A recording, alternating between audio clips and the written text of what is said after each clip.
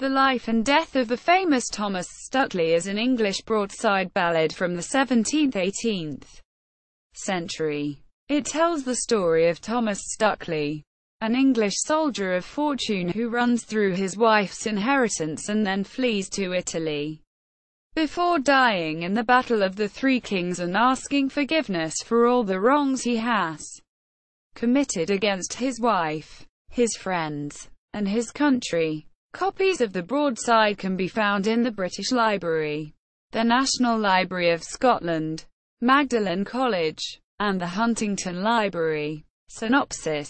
The ballad tells the story of Thomas Stukely, an English gentleman who dies in the Battle of the Three Kings of Barbary. He is a wealthy clothier's son who gains the hand of an alderman's daughter by the name of Curtis. When her father dies, he spends £100 a day on drinks with his friends, and sells the blocks of tin that old Curtis had used to pave his yard. Bankrupt, he goes to Italy, and begins spending time with a rich woman there. While in Italy, he gets news of the Battle of Three Kings between the King of Portugal, Sebastian I, the deposed Moroccan Sultan, Abu Abdullah Muhammad II, and the new Moroccan Sultan, Abd al-Malik I. Stukely decides to go to northern Morocco to fight in the battle for the Christian King Sebastian, and a number of gallants follow him into battle.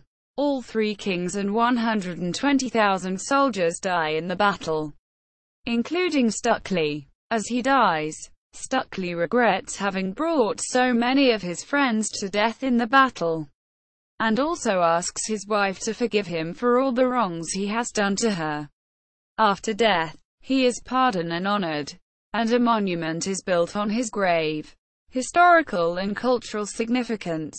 The ballad gives a curiously partial story of Thomas Stukely's life, as critics have pointed out.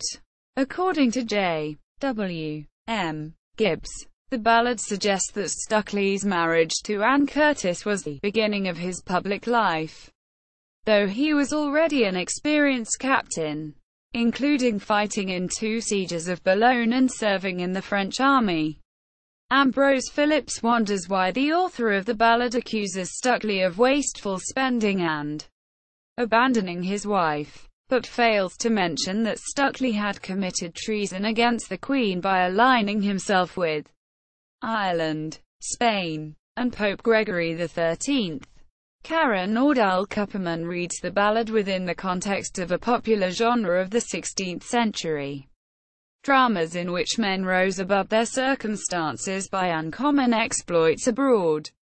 She sees the ballad as following in the footsteps of earlier plays about Stukely's life, including the Battle of Alcazar, fought in Barbary between Sebastian, King of Portugal, and Abdul-Melek, King of Morocco, with the death of Captain Stukely, 1594. By George Peele and the Anonymous. The famous history of the life and death of Captain Thomas Stukely, with his marriage to Alderman Curtis' daughter, and valiant ending of his life at the Battle of Alcazar, 1600. These plays were the prototypes of her main subject, Captain John Smith's The General History of Virginia, New England, and the Summer Isles, 1624. The works of Sir Walter Raleigh, and the Stukely ballads of the 17th century.